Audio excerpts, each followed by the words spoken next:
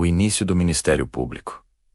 O Messias se revela. Após 3 décadas de silêncio e obscuridade em Nazaré, chegara o momento decisivo. Jesus tinha aproximadamente 30 anos, a idade em que os levitas começavam seu serviço no templo, e quando o homem judeu era considerado plenamente maduro para ensinar. Os anos de preparação, vividos em trabalho comum e piedade sincera, haviam cumprido seu propósito. Agora começaria a transição dramática da vida privada para a missão pública que transformaria a história humana. A voz que clama no deserto. O cenário para esta transição foi preparado por uma figura extraordinária que rompeu 400 anos de silêncio profético. João Batista emergiu do deserto da Judéia como um profeta do Antigo Testamento ressuscitado. Sua própria aparência, proclamando sua mensagem. Vestido com pelos de camelo, alimentando-se de gafanhotos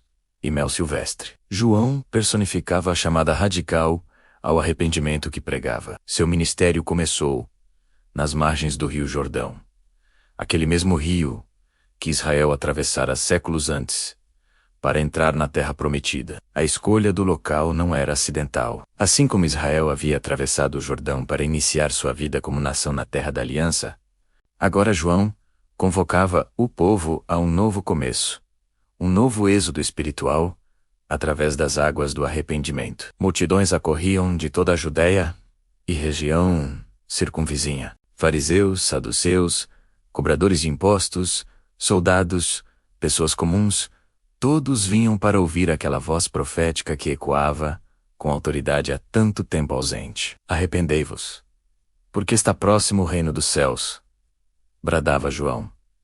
Não era um convite gentil, mas uma exigência urgente. O machado já estava posto à raiz das árvores. Quem não produzisse frutos dignos de arrependimento seria cortado e lançado ao fogo. João batizava os que confessavam seus pecados, mergulhando-os nas águas do Jordão como símbolo de purificação e renovação. Mas ele deixava claro que este era apenas um batismo preparatório. Eu vos batizo com água para arrependimento, declarava.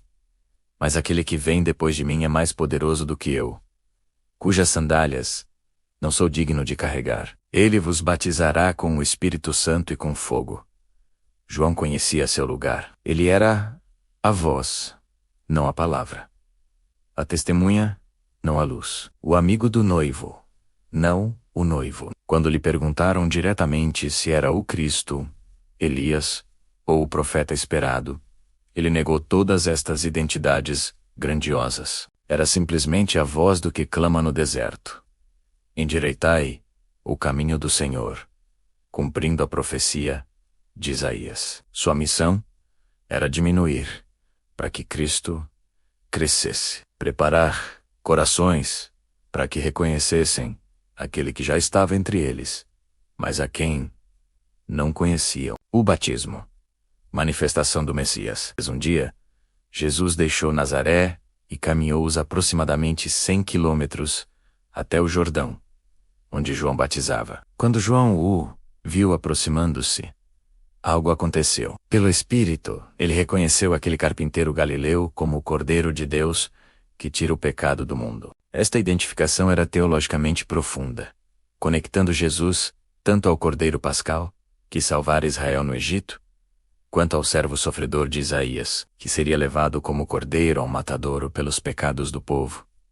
Jesus pediu para ser batizado. A reação de João foi de choque e resistência.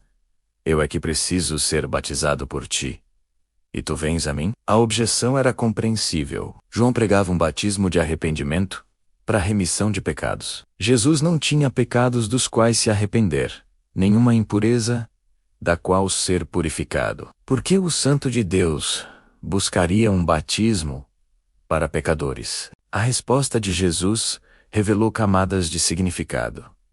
Deixa por agora, porque assim nos convém cumprir toda a justiça. Jesus não precisava do batismo para si mesmo, mas escolhia identificar-se completamente com a humanidade pecadora que viera salvar. Este ato inaugural de seu ministério público estabelecia o padrão de toda sua obra, o Filho de Deus, sem pecado assumindo o lugar dos pecadores, carregando o que não era seu, para que pudéssemos receber o que não merecíamos. Cumprir toda a justiça significava satisfazer plenamente todos os requisitos de Deus, não para benefício próprio, mas em solidariedade com aqueles que não podiam cumpri-los. No batismo, Jesus antecipava a cruz, onde mergulharia completamente nas águas do julgamento divino. Em nosso lugar, João consentiu, e Jesus foi batizado. O que aconteceu a seguir foi uma das manifestações mais extraordinárias registradas nas Escrituras. Uma teofania trinitária, uma revelação simultânea das três pessoas da divindade. A manifestação trinitária, quando Jesus subiu das águas, os céus se abriram. Esta linguagem evocava séculos de anseio profético. Isaías havia clamado: se fendesses os céus e descesses. Agora, no batismo de Jesus, o céu fechado era rasgado, o acesso a Deus reaberto. O Espírito Santo desceu sobre Jesus, em forma corpórea, como uma pomba. A pomba carregava rico simbolismo.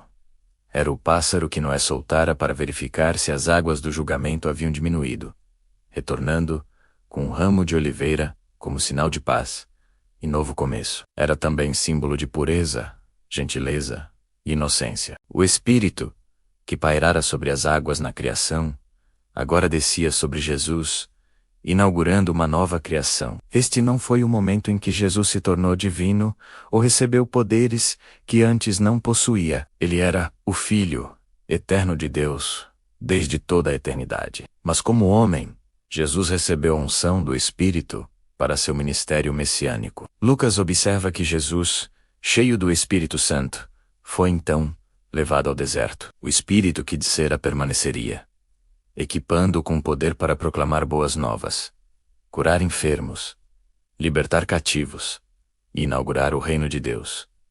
Então veio a voz, não trovões ambíguos ou sussurros internos, mas a voz audível do Pai Celestial, testemunhando publicamente sobre seu Filho. Este é o meu Filho amado, em quem me comprazo, ou segundo Marcos e Lucas. Tu és o meu Filho amado, em ti me comprazo. Cada palavra desta declaração divina carregava peso imenso. Meu filho. Não meramente filho no sentido de criatura ou servo, mas relacionamento único de filiação. Amado, o objeto total do afeto e deleite do Pai, em quem me comprazo, aprovação completa e satisfação total. Esta declaração ecoava múltiplas passagens do Antigo Testamento. O Salmo 6, onde Deus declara ao rei messiânico: Tu és meu filho. E Isaías 42, onde Deus apresenta seu servo, em quem sua alma se compraz. Jesus era simultaneamente o rei davídico prometido e o servo sofredor profetizado. Papéis aparentemente contraditórios que se uniriam perfeitamente em sua pessoa e obra. Significado teológico. Este evento marcou oficialmente o início do ministério público de Jesus, mas seu significado transcende o meramente cronológico. Primeiro, revelou a natureza trinitária de Deus. Aqui estavam as três pessoas da divindade operando em perfeita unidade. O Filho sendo batizado, o Espírito descendo, o Pai declarando. Este não era triteísmo três deuses, mas o único Deus verdadeiro, existindo eternamente em três pessoas distintas. Segundo, confirmou publicamente a identidade messiânica de Jesus.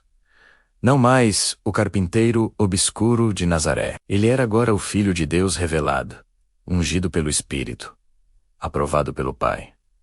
Terceiro, estabeleceu o padrão cristão do batismo. Assim como Jesus foi batizado para identificar-se com pecadores, seus seguidores seriam batizados para identificar-se com ele, morrendo para o pecado e ressuscitando para a nova vida. Quarto, demonstrou a humildade do caminho messiânico. Jesus não iniciou seu ministério com displays de poder ou reivindicações arrogantes, mas com submissão ao rito de Ro, ou à vontade do Pai. A solidariedade com pecadores. Com o batismo, a transição estava completa. Os 30 anos de preparação silenciosa haviam terminado. Jesus deixara a oficina de carpintaria de Pedro Assei da vida comum em Nazaré e assumira publicamente sua identidade e missão messiânicas. Mas antes de pregar seu primeiro sermão, curar seu primeiro enfermo, ou chamar seu primeiro discípulo, Jesus seria conduzido pelo Espírito